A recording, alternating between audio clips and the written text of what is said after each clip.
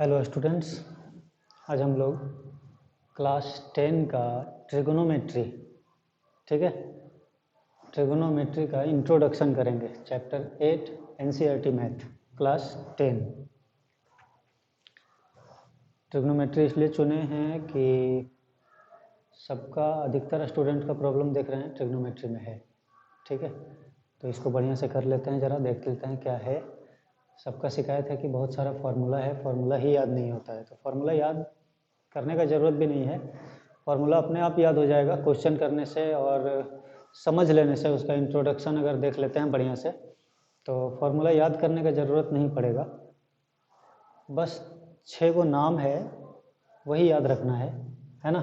तो देखते हैं ट्रिग्नोमेट्री में क्या है। उसके पहले क्लास 9 से अभी तक हम लोग क्या क्या पढ़ के आए होंगे। ट्रायंगल्स पढ़ा हुआ है, ट्रायंगल्स पढ़ा हुआ है। ट्रायंगल्स कितना तरह का? हाँ, ट्रायंगल्स कितना तरह का, जैसे क्या क्या नाम जानते हैं हम लोग। एक तो इक्विलेटरल ट्रायंगल, इक्विलेटरल, आइसोसेल्स, ठीक है, right angled triangle, right angled triangle. उसके बाद स्केलन ट्रायंगल, स्केलन ट्रायंगल, ठीक है। और कौन सा है? एंगल के हिसाब से अगर देखा जाए तो acute angled, acute angled triangle, obtuse angled triangle, obtuse है ना, ऑब्ट्यूज एंगल्ड ट्रायंगल। और क्या क्या पढ़े हैं? इतना तरह का ट्रायंगल देख चुके हैं हम लोग। खास करके इक्विलेटरल किसको बोलते थे? जिसका ऑल साइड इक्वल और ऑल एंगल्स 60 डिग्री, ठीक। आइसोसेल्स किसको बोलते थे? कोई भी दो साइड इक्वल होना चाहिए और जो दो साइड इक्वल होगा उसका अपोजिट एंगल भी इक्वल होगा। अपोजिट एंगल समझ में आ रहा है? Right angled triangle, right angled triangle इसको ज़रा ध्यान से देखना है ना। Right angle triangle. Scalene triangle क्या था? जिसका कोई भी साइड किसी के बराबर नहीं होना चाहिए, तीनों साइड तीन तरह का, ये राइट एंगल ट्रायंगल है। एक्यूट एंगल्ड, एक्यूट एंगल में सारा एंगल 90 डिग्री से छोटा होगा। तीनों एंगल क्या होना चाहिए? 90 डिग्री से छोटा। ऑब्ट्यूज एंगल्ड में एक एंगल कम से कम 90 डिग्री से बड़ा होना चाहिए। तो ये सब हम लोग पढ़ के आए होंगे ट्रायंगल में। ऑब्ट्यूज एंगल में क्या है? कम से कम एक एंगल 90 डिग्री से बड़ा होना चाहिए। जैसे ये दिख रहा है, तीनों एंगल 90 डिग्री से बड़ा नहीं हो सकता है क्योंकि तीनों को जोड़ करके 180 ही हो सकता है ना। एक्यूट एंगल्ड में तीनों एंगल एक्यूट होना चाहिए, 90 से कम तीनों। स्केलन ट्रायंगल में ये साइड के हिसाब से नाम था, इसमें तीनों साइड कोई किसी के बराबर नहीं है, तीनों अलग अलग लेंथ का होगा। राइट एंगल ट्रायंगल के बारे में भी बात करेंगे। इक्विलेटरल जान रहे हैं, तीनों साइड इसमें इक्वल होता है और तीनों एंगल भी इक्वल होता है, 60 60 60। आइसोसेल्स में दो साइड इक्वल और दोनों साइड के अपोजिट का एंगल इक्वल, ठीक है। अब राइट एंगल ट्रायंगल पे हम लोग आते हैं अच्छे से। राइट एंगल ट्रायंगल ट्रिग्नोमेट्री जो है ना, वो आर्यभट्ट का किताब जो है आर्यभट्टियम, उससे निकला हुआ है, ठीक है। ट्रिग्नोमेट्री, ट्रिग्नोमेट्री का मीनिंग क्या होता है? अगर ट्रिग्नोमेट्री का मीनिंग समझना चाहें तो ये दो वर्ड से या तीन वर्ड से मिलकर बना है, ट्री, गोन और मेट्रॉन, ठीक है। इसका मतलब होता है थ्री, इसका मतलब होता है साइड्स और इसका होता है मेजर, ठीक है।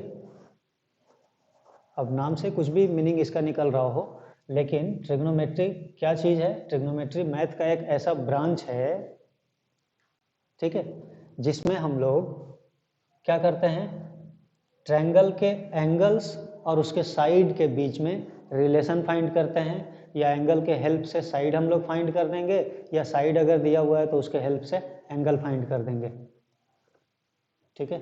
ये काम होगा ट्रिग्नोमेट्री में। क्या कहने का मतलब है? कहने का ये मतलब है कि किसी भी ट्रायंगल में खास करके अभी हम लोग राइट एंगल पे ही बात करेंगे, है ना, 10th क्लास तक तो कम से कम। तो राइट एंगल ट्रायंगल अगर है, मान लो कि ये एंगल हमको दे दिया है 30 डिग्री, तो इसके हेल्प से हम ये वाला साइड, ये साइड, ये साइड, कोई भी साइड निकाल सकते हैं।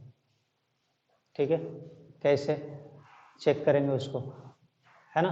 हालांकि और भी कुछ इन्फॉर्मेशन चाहिए इसमें, वो भी हम लोग देखेंगे। ठीक है, तो मतलब ट्रिग्नोमेट्री एक मैथ का ऐसा ब्रांच है जिसमें हम लोग क्या करते हैं, ट्रायंगल के एंगल और साइड के बीच का रिलेशन चेक करते हैं कि दोनों के बीच में क्या रिलेशन है, और उसी रिलेशन से साइड फाइंड करेंगे अगर एंगल दिया हुआ है, और एंगल अगर दिया फाइंड करेंगे तो साइड दिया हुआ रहना चाहिए। ठीक है, तो ट्रिग्नोमेट्री मतलब 3 साइड्स मेजर, ये 3 वर्ड वहाँ से निकला था, है ना। ट्रिग्नोमेट्री लैटिन वर्ड है वो, उसका मीनिंग है वो। ठीक है, हम लोग क्या करते हैं अभी,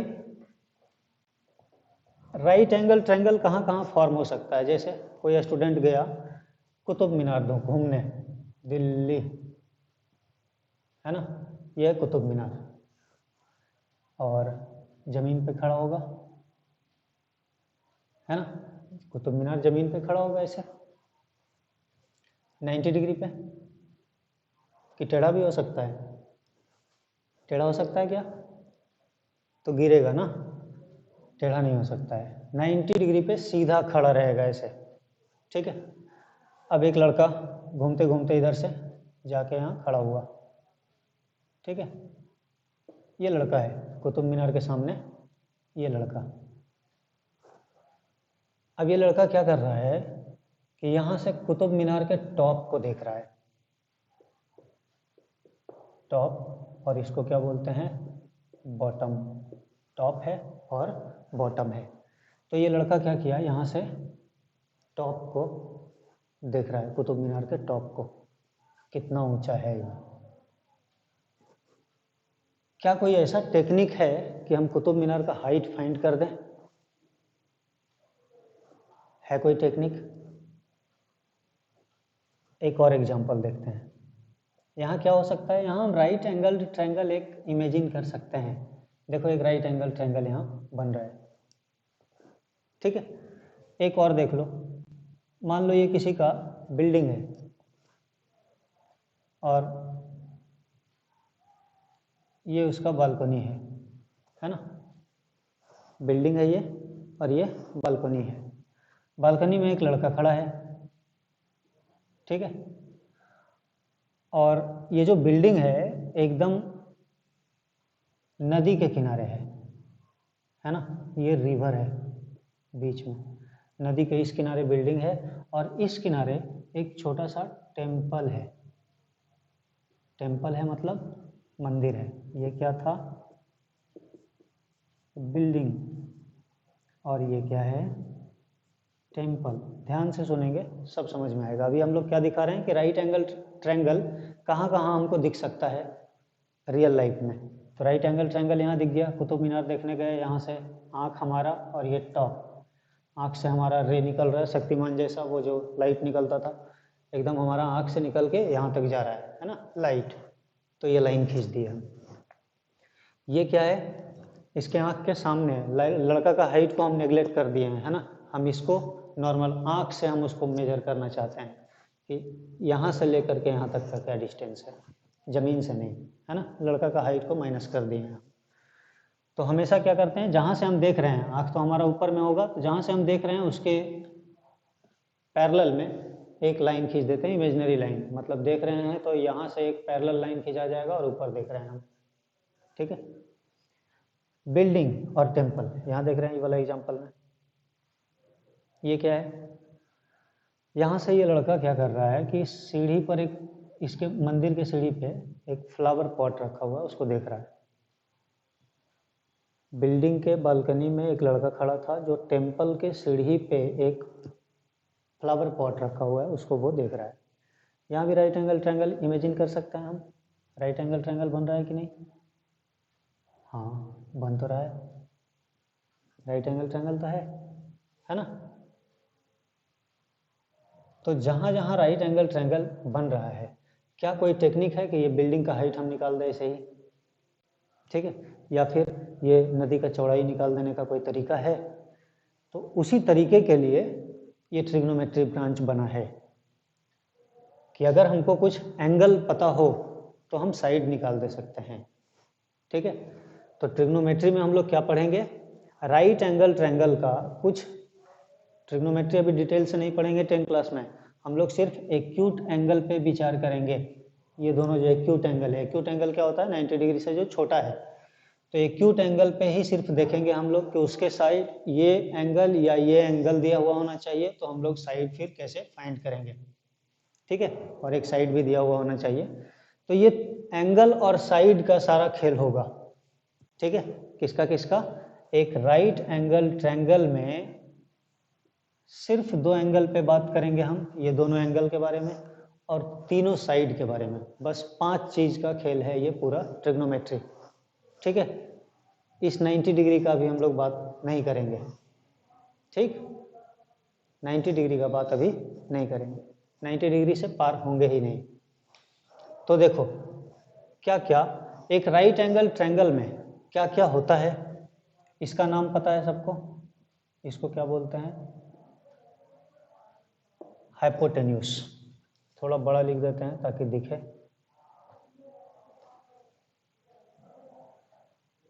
इसका नाम क्या है, हाइपोटेन्यूस।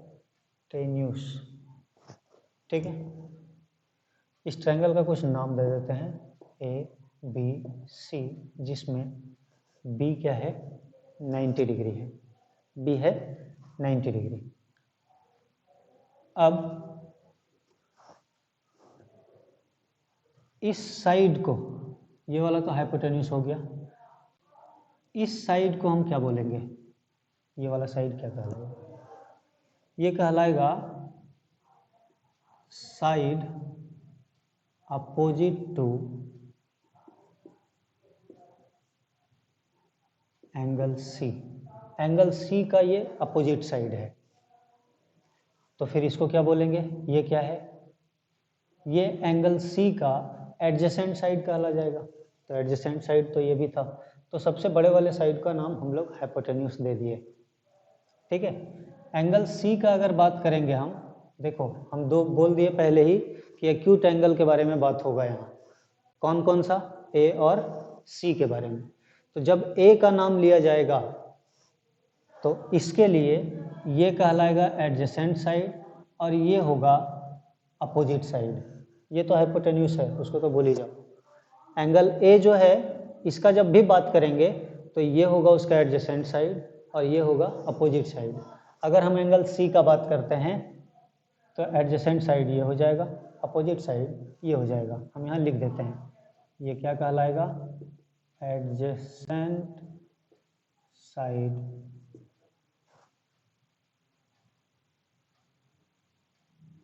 Of angle C. ठीक है, और इसमें भी लिख देते हैं, एकदम एक एक चीज नोट कर लेना, ये सब समझ में आ जाएगा। सी बी, इसमें हम एंगल सी का बात कर रहे थे, ए को मिटा देते हैं, इसमें ए का बात कर रहे हैं। ठीक है, तो ये तो हाइपोटेन्यूस हो गया। ठीक है, इसको क्या बोलेंगे, साइड एडजेसेंट टू ए, और ये क्या है, side opposite to angle A. ठीक है, तो ये लिखवाने का क्या फायदा हुआ, इससे क्या मिलता है, देखो side opposite to angle C मतलब एंगल सी का जब भी बात करेंगे हम, तो ये जो होगा परपेंडिकुलर और हाइपोटेन्यूस और बेस, राइट एंगल ट्रायंगल में तो यही होता था ना, पी बी एच। एच में तो कोई बदलाव नहीं हो रहा है, सब जगह हाइपोटेन्यूस वही रहेगा, ये ध्यान रखना खाली। हाइपोटेन्यूस कभी भी चेंज नहीं होगा। चेंज होने का मतलब कि जब भी हम अलग अलग एंगल का बात करेंगे तो तुमको सतर्क हो जाना है कि परपेंडिकुलर किसको बोलेंगे और बेस किसको बोलेंगे। हाइपोटेन्यूस तो फिक्स है, सबसे बड़ा जो है वो हाइपोटेन्यूस है। बेस हम लोग किसको बोलते हैं, ट्रायंगल का, जिस पर ट्रायंगल खड़ा होता है। तो हम इसको ऐसे गिरा दें तो बेस ये हो जाएगा। ठीक है। हाइपोटेन्यूज तो हमेशा वही रहेगा क्योंकि वो सबसे बड़ा है। अगर ट्रायंगल को हम ऐसे झुका करके इस पर खड़ा कर दें तो बेस वो बन जाएगा, नहीं, सबसे बड़ा है तो वो हाइपोटेन्यूज ही रहेगा। ठीक है। बेस और परपेंडिकुलर, जैसे एंगल सी का अगर बात कर रहे हैं तो सी के लिए ये हो जाएगा कौन, परपेंडिकुलर, और जो उसके एडजेसेंट में है उसको क्या बोलेंगे, बेस। ठीक है। Adjacent side of angle C, मतलब ये हुआ बेस फॉर एंगल सी, और ये क्या हुआ, perpendicular, perpendicular for angle C, इसको नोट कर लेना। ठीक है, परपेंडिकुलर फॉर एंगल सी, और ये क्या है, adjacent side of angle C जो है ये वाला, ये क्या है, बेस फॉर एंगल सी। यहाँ आते हैं, ये क्या है, perpendicular for angle A, perpendicular for angle A, और ये क्या है, बेस फॉर एंगल ए, ये बेस फॉर एंगल ए। ठीक है, इतना चीज़ को नोट कर लीजिए पहले। तो क्या क्या लिखा हुआ है वो बता दे रहे हैं एक बार। ये ए सी हाइपोटेन्यूज है, side opposite to angle C, opposite C, angle C का अपोजिट साइड है ये वाला, इसको क्या कह सकते हैं, परपेंडिकुलर, इसी को बोलेंगे जब भी एंगल सी का नाम लिया जाएगा। एंगल सी का नहीं, जो भी यहाँ पे होगा, अभी सी है तो सी का जब भी नाम लिया जाएगा तो उसके लिए परपेंडिकुलर कौन होगा, ये, और जो उसका एडजेसेंट साइड है उसको क्या बोलेंगे, बेस। ठीक है। ये राइट एंगल ट्रायंगल में देख लो, हम एंगल ए के बारे में बात कर रहे हैं, उसमें सी के बारे में बात कर रहे थे। तो ये side adjacent to angle A है और ये side opposite to angle A है। ठीक है, इसको परपेंडिकुलर फॉर ए बोलेंगे और इसको बेस फॉर एंगल ए बोलेंगे। बस इतना ही चीज़ दिमाग में बिठाना है। अब देखो पूरा खेला ट्रिग्नोमेट्री का, तो इसको पॉज करके नोट कर लो। हाँ, तो जैसा जैसा कि अभी हम बताए कि किसी भी राइट एंगल ट्रायंगल, ट्रिग्नोमेट्री अभी राइट एंगल ट्रायंगल पे चलेगा पूरा। 10 क्लास वाले को टेंशन लेना ही नहीं है, कैसा ट्रायंगल होगा, सारा राइट एंगल्ड। ठीक है, और राइट एंगल्ड में भी एक चीज़ छोड़ दिया है कि इस एंगल के बारे में बात नहीं करेंगे जो 90 डिग्री है। ठीक है, सिर्फ 5 चीज़ के बारे में बात होगा। क्या क्या, एक ये एंगल, एक ये एंगल, और ये साइड, ये साइड और ये साइड। ठीक है, 3 साइड 2 एंगल, इतना पर पूरा काम होगा अभी। तो तीनों साइड में इसका नाम हम क्या दे दिए थे, हाइपोटेन्यूस। ठीक है, हाइपोटेन्यूस होगा, और ये दोनों में बेस और परपेंडिकुलर होगा कोई भी। जैसे इस एंगल के बारे में बात करेंगे तो ये बेस, ये परपेंडिकुलर, अपोजिट में जो होगा वो परपेंडिकुलर होगा। एंगल बी का बात करेंगे तो ये परपेंडिकुलर, ये बेस, मतलब 3 साइड है इसमें। तीनों को शॉर्ट फॉर्म में अगर हम दिखा दें तो पी बी एच। ठीक है, परपेंडिकुलर, बेस, हाइपोटेन्यूस। ठीक है, तो हम लोग अभी एंगल ए के बारे में बात कर रहे हैं। ठीक है,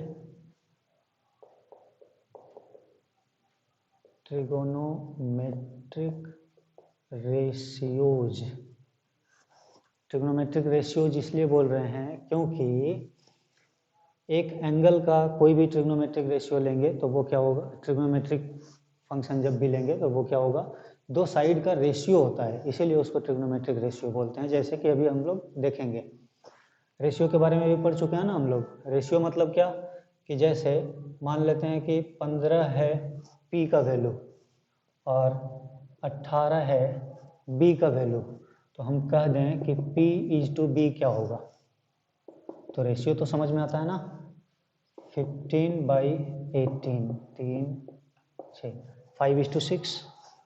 ठीक है, 5:6 वही रेशियो है। तो ट्रिग्नोमेट्रिक रेशियो जो है फॉर, हम किस एंगल के लिए बात कर रहे थे, एंगल ए के लिए। इस फिगर को देखते चलेंगे। अब एंगल ए का जब नाम ले लिए हम तो उसके लिए डायरेक्ट यहाँ खुल के बोल सकते हैं कि ये बेस होगा और ये परपेंडिकुलर होगा। ठीक है, हमारे पास क्या है, 3 चीज़ है, पी बी एच। अगर हम इसमें बोलें कि कोई भी दो चुनो, इस तीनों में कोई भी दो चुनो, तो क्या क्या हो सकता है? कोई लड़का P और B को चुनेगा, कोई लड़का B और P को चुनेगा,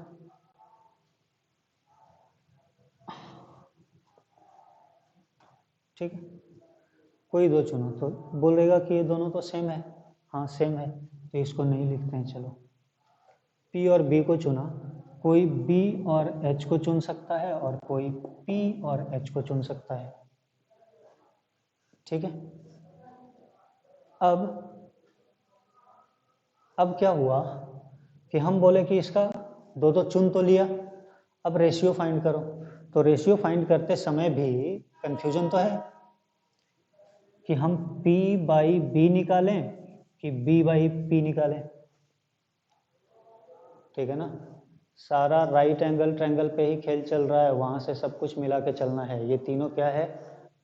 लड्डू नहीं रखा हुआ है, ये सब क्या है? ये सब परपेंडिकुलर है, बेस है किसका? इस ट्रायंगल का बेस है, हाइपोटेन्यूस है, और परपेंडिकुलर और हाइपोटेन्यूस है, ठीक है। सब ये ट्रायंगल से ही मिला के हम लिख रहे हैं यहाँ। तो हम बोले कि 3 गो साइड था हमारे पास, ट्रिग्नोमेट्रिक रेशियो कैसे लिखा जाएगा वो बता रहे हैं। 3 साइड था, हम क्या बोले कि कोई भी 2 साइड चुन लो, कोई भी 2 साइड चुन लिए, ठीक है। साइड का रेशियो को ट्रिग्नोमेट्रिक एंगल के साथ कैसे दिखाएंगे, angle of the trigonometric ratio कैसे दिखाया जाएगा वो बता रहे हैं। तो दो दो को चुन लिए, P by B, B by P। अब इस तरह से रेशियो फाइंड कर सकते हैं इसका रेशियो या तो B बाई H या H बाई B, इसका रेशियो या तो P बाई H या H बाई P। मतलब 3 साइड था, हम बोले कि दो दो का कॉम्बिनेशन बना दो, मतलब कोई भी 2 चुन लो। तो हम ऐसे भी चुन सकते हैं, ऐसे भी चुन सकते हैं, ऐसे भी चुन सकते हैं, 3 तरीका था हमारे पास। अब ये 3 तरीका को हम बोले फिर रेशियो फाइंड करो, तो 6 रेशियो निकल सकता है, ठीक है। अब क्या हुआ कि ये 6 रेशियो जो है इसको अब याद रखना पड़ेगा। तो क्या याद रखना है इसमें? कुछ है?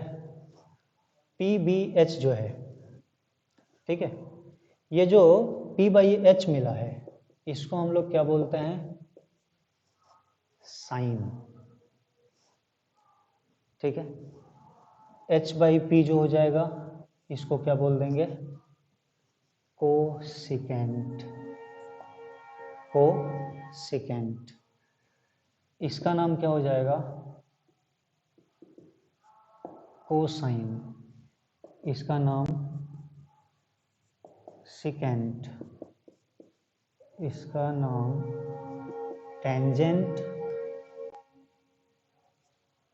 टेंजेंट, और इसका नाम को टेंजेंट, टेंजेंट और कोटेंजेंट। ये 6 नाम, यही सब ट्रिग्नोमेट्रिक रेशियो कहलाता है ना। तो 3 साइड था, 3 में 2 2 का पेयर बना करके सबका रेशियो निकाले। अब ये रेशियो सबका नाम दिया हुआ है, फिक्स नाम, ठीक है। और हमेशा ये कभी चेंज नहीं होगा, जब तक ट्रिग्नोमेट्री पढ़ेंगे यही 6 फंक्शन रहेगा ट्रिग्नोमेट्रिक फंक्शन में, और कोई फंक्शन नहीं रहता है, ठीक है। ऐसा नहीं कि इसके अलावा और भी कुछ नाम होगा, ये 6 नाम याद रखना है। तो टेंजेंट किसको बोलते हैं हम लोग? टेंजेंट मतलब इसको शॉर्टकट में टैन लिखा जाएगा ऐसे, ठीक है। पहले इसको टेंजेंट ही लिखा जाता था, लेकिन बाद में प्रोफेसर लोग ही इंग्लिश का, मतलब इंग्लिश का प्रोफेसर ने, ब्रिटिश का प्रोफेसर लोग, मैथमेटिशियन लोग इसको शॉर्टकट फॉर्म दे दिया है, ठीक है। तो हम लोग टैन लिख सकते हैं इसको सिर्फ कॉट लिख सकते हैं, इसको हम लोग कॉस लिख सकते हैं, इसको सेक लिख सकते हैं, इसको कॉसेक, और इसको साइन लिख सकते हैं शॉर्टकट में। तो ये 6 नाम ध्यान रखना है। क्या है? साइन क्या है? Sine is equal to P by H, मतलब साइन जो होता है वो किसका किसका रेशियो होता है हमेशा? Perpendicular by hypotenuse. अब वो एंगल पे डिपेंड करता है कि ये साइन किसका है। जैसे कोई भी ट्रिगोनोमेट्रिक रेशियो बिना एंगल के डिफाइंड नहीं है। साइन ए लिखना पड़ेगा हमको, कॉस ए लिखना पड़ेगा। यहाँ तो बता दिए कि इसका नाम ऐसे शॉर्टकट में लिख सकते हैं, लेकिन कॉस जहाँ भी होगा उसके साथ एक एंगल होगा, तभी तो हम साइड का रेशियो लिखेंगे। ऐसे ही कॉस का कोई मतलब नहीं है। जैसे हम यहाँ बोले थे कि अब एंगल ए का बात कर रहे हैं, तो अब देखो एंगल ए लिखने लगे हम, sine A. Sine A is equal to क्या होगा, तो हमको ये ध्यान रखना पड़ेगा कि साइन जो था वो किसका रेशियो था, P बाई एच, मतलब परपेंडिकुलर बाई हाइपोटेन्यूस, यही था साइन। देख लो सारा रेशियो अलग अलग है, ऐसा नहीं कि दो गो का नाम एक ही दे दिए हैं। P बाई एच है तो साइन, H बाई पी है तो उसका नाम कॉसेक, B बाई एच है तो कॉस, और H बाई बी है तो सेक, P बाई बी तो टैन और B बाई पी तो कॉट। ये नाम तो एकदम याद रखना है रेशियो के साथ, ठीक है। अब उसको याद रखने का सबके पास अपना अपना ट्रिक है, अलग अलग, कोई भी ट्रिक लगा करके याद रख सकते हैं। पंडित बद्रीनाथ हरि हरि बोल, जो भी है अपना, पंडित बद्री प्रसाद हरि हरि बोल, है ना। तो हाँ, जो भी है अपना अपना ट्रिक लगाना है, उसको याद रखना है ना। तो खैर कॉस ए, अच्छा sine A is equal to, sine A is equal to क्या बोले हम, P बाई एच होता है। तो P किस एंगल का बात कर रहे हैं हम, एंगल ए का। एंगल ए के लिए परपेंडिकुलर कौन होगा, BC बाई एच कौन होगा, AB। एच मतलब क्या, हाइपोटेन्यूस, इसको H लिखते हैं, B लिखेंगे, P लिखेंगे, ठीक है। यही अगर एंगल B का बात कर देते तो ये हो जाता परपेंडिकुलर और ये हो जाता बेस। हाइपोटेन्यूस कभी चेंज नहीं होगा। हाइपोटेन्यूस किसको बोलते हैं, longest side of right angle triangle. Hypotenuse क्या है, डिफिनेशन है ये हाइपोटेन्यूस का, longest side of right angled triangle, ठीक। हाँ, sine A is equal to BC by A B. Cos A is equal to, cos A is equal to क्या है, देख लो कॉस यहाँ है, ध्यान रखना कॉस और ये कॉसेक, कंफ्यूज नहीं होना है, ठीक। कॉस, कॉस ए तो B बाई एच, बी का मतलब बेस, H का मतलब हाइपोटेन्यूस, तो बेस, अब बेस में हाइपोटेन्यूस तो ये हो गया, बेस में कौन सा, तो एंगल ए का बात कर रहे हैं, तो बेस ये वाला क्या हो जाएगा, AC बाई AB। कोई ज़रूरी नहीं, ये फॉर्मूला नहीं मिल रहा है, ठीक है, इसको याद नहीं रखना है, फॉर्मूला ये मिल गया, ठीक है। ट्रायंगल में अगर हम नाम बदल दें तो ये वाला नाम तुरंत बदलने लगेगा, तो इसको रटना नहीं है। बहुत होशियार होशियार बच्चा भी है 10 क्लास में, इसको रटने का ज़रूरत नहीं है, रटने का ज़रूरत किसको है, इसको, ठीक है। और हम जब बोल दिए कि इसके साथ कोई थीटा रहेगा, कोई एंगल रहेगा, देखो एंगल को हम लोग, जैसे यहाँ पे तो एंगल ए नाम था तो लिख दिए, जहाँ कोई एंगल नहीं रहेगा तो वहाँ हम ऐसे थीटा लिख के चलते हैं, इसको क्या पढ़ते हैं, थीटा, ऐसे, ये थीटा है, THEETA,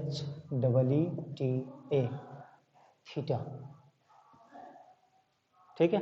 अगर कोई एंगल नहीं दिया हुआ है तो इसको यूज करते हैं, इसको भी यूज करते हैं, इसको पढ़ते हैं फाई, फाई, PHIE शायद, है ना, फाई। खैर इसी तरह से tan A निकालो, क्या होगा, तो tan में क्या होता है, P बाई बी, P मतलब परपेंडिकुलर, B मतलब बेस, परपेंडिकुलर और बेस, एंगल ए का ही तो बात कर रहे हैं, तो ये परपेंडिकुलर और ये बेस, तो मतलब BC बाई AC, ठीक है। अब ध्यान देने का चीज़ क्या था कि हम एक चीज़ देख रहे हैं कि ये जो नाम है, ये नाम कभी बदल नहीं सकता है, ठीक है। मतलब H बाई पी कभी भी tan नहीं कहलाएगा, tan का वैल्यू हमेशा P बाई बी ही होगा, ये फिक्स है, इसलिए इसको याद रखना।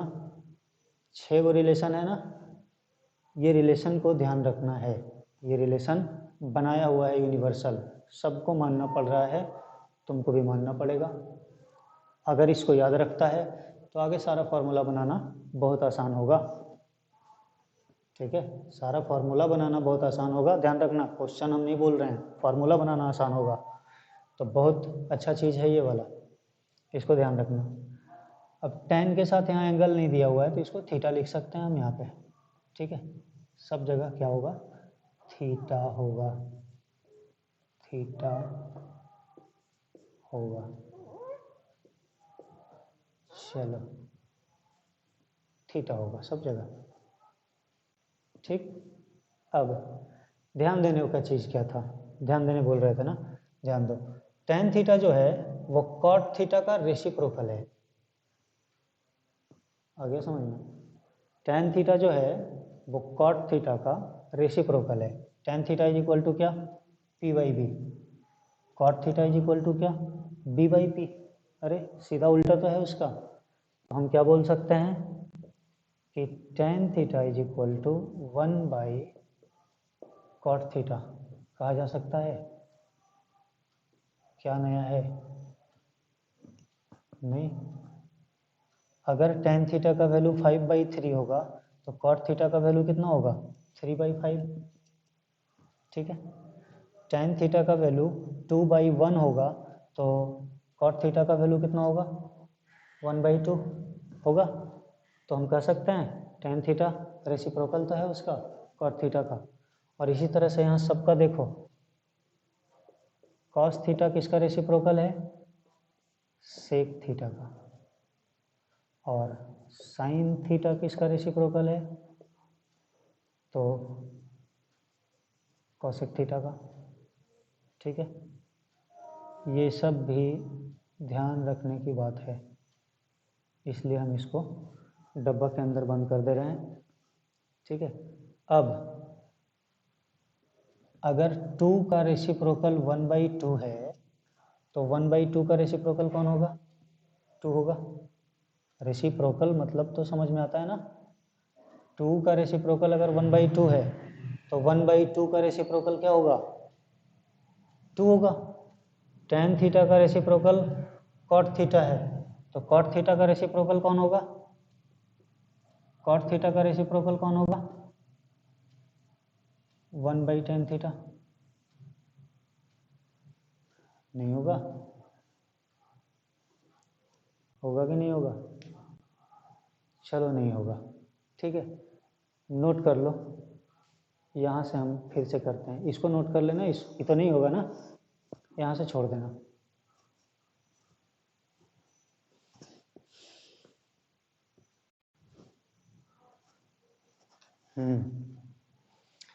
तो अभी हम लोग देख रहे थे कुछ, ये जो लिखा हुआ था इसको लिख देते हैं। sin theta is equal to था p/h, cosec theta is equal to h/p, cos theta is equal to b/h और sec theta is equal to h/b, tan theta is equal to p/b और cot theta is equal to b/p। Most important information for exercise 8.1। ठीक है, exercise 8.1 खत्म हो गया, उसमें याद कर लिया ना, तो खत्म। हम लोग तो अब आगे बढ़ रहे थे। ठीक है, हम लोग तो अब आगे बढ़ रहे थे। क्या आगे क्या बढ़ रहे थे, आगे ये बढ़ रहे थे कि हमको पता चल गया था कि sin theta is equal to कितना था, 1/cosec थीटा। नहीं है क्या, प्रूफ करके देख लेते हैं। ठीक है, sin theta is equal to कितना था, sin theta is equal to कितना था, p/h और 1/cosec थीटा कितना है, h/p। इसको सॉल्व करो तो क्या मिलेगा, p/h और इसको ले जाओ ऊपर, p/h दोनों इक्वल है, इसका मतलब sin theta is equal to 1/cosec theta होगा। इसी तरह से cos theta is equal to क्या होगा, इसको मिटा दें, देख लिया है, रोक के लिख लो फिर मिटा देते हैं। हाँ, cos theta is equal to 1/sec theta और tan theta is equal to 1/cot theta. यहाँ से एक और चीज़ पता चलता है कि sin theta into cosec theta is equal to क्या हो जाएगा 1। ले जाओ उधर, मल्टीप्लाई कर दो उससे, ठीक है ना। sin थीटा के नीचे 1 है, क्रॉस मल्टीप्लाई करो तो क्या मिलेगा, sin theta into cosec theta is equal to 1। डरने का तो बात है नहीं। cos theta into sec theta is equal to 1 और tan theta into cot theta is equal to 1। तो इसमें नया बात क्या हो गया, हम जान रहे थे कि tan थीटा कॉट थीटा का रेसिप्रोकल है, तो इसका मतलब दोनों का प्रोडक्ट 1 ही तो आएगा। कोई भी दो नंबर जो है दोनों एक दूसरे का रेसिप्रोकल है तो दोनों का प्रोडक्ट 1 ही तो आएगा। तो tan कॉट का रेसिप्रोकल, cos सेक का रेसिप्रोकल, sin कॉसेक का रेसिप्रोकल, तो रेसिप्रोकल को मल्टीप्लाई करने पर कितना मिलता है, 1 तो आता है। tan थीटा का वैल्यू कितना हो जाएगा 1/cot थीटा, और cot थीटा का वैल्यू निकालना होगा तो 1/tan थीटा होगा ना। तो हम ये भी लिख सकते हैं यहाँ cot theta is equal to 1/tan theta, cosec theta is equal to 1/sin theta और cos theta is equal to 1/sec theta, sec theta, ठीक है। ये सारा चीज़ मतलब राइट एंगल ट्रायंगल जब भी दिया हुआ होगा तो हम लोग सबसे पहले क्या देखेंगे, HBP ये चीज़ पता है कि नहीं। अगर मान लेते हैं तीनों नहीं भी पता है, 2 ही पता है, तीसरा तो निकल जाएगा ना। पाइथागोरस थ्योरम भी तो एक चीज़ है, p² + b² is equal to h²। हमेशा परपेंडिकुलर और बेस का स्क्वायर का सम हाइपोटेन्यूज के स्क्वायर के बराबर होता है। तो पाइथागोरस थ्योरम भी तो है ना हमारे पास। तो अगर ये दोनों दिया है या ये दोनों दिया है या ये दोनों दिया है तो तीसरा तो निकाल ही सकते हैं इससे हम लोग, है ना। अगर h² - b² कर दें तो p² निकल जाए, h² - p² कर दें तो b² निकल जाए इसी इक्वेशन से। ध्यान से देख लो, ये सब बहुत काम का है जो स्टूडेंट लोग गलती करते रहता है, पता नहीं कहाँ से आ गया, है ना। तो ये सब बहुत काम का है, देखने में तो इजी लग रहा है, पढ़ा हुआ है सब अभी तुरंत पाइथागोरस थ्योरम में। तो ये सब को ध्यान रखना है, ये तो काम का चीज़ है ही, पूरा ट्रिग्नोमेट्री खत्म हो जाएगा इस पर, ये ज़रूरी है, ठीक है। तो रेसिप्रोकल देख लिए। अब हम लोग एक्सरसाइज 8.1 करेंगे। कॉन्सेप्ट तो मेरे ख्याल से इतना ही था और ये चीज़ बहुत ज़्यादा ज़रूरी है, ठीक है, उसको करके रखना है। वो 6 चीज़ याद रहना चाहिए, वो अगर याद है तो अगले एक्सरसाइज, उसके अगले एक्सरसाइज, उसके अगले एक्सरसाइज में दिक्कत नहीं होगा। और ये सब कहाँ से निकला है, ये सब खुद बैठे बैठे दिमाग लगा लो तो ये तुम बना सकता है, ये कोई नया चीज़ नहीं है। तो ये था नया, ठीक, अभी तुरंत खरीद के लाए थे।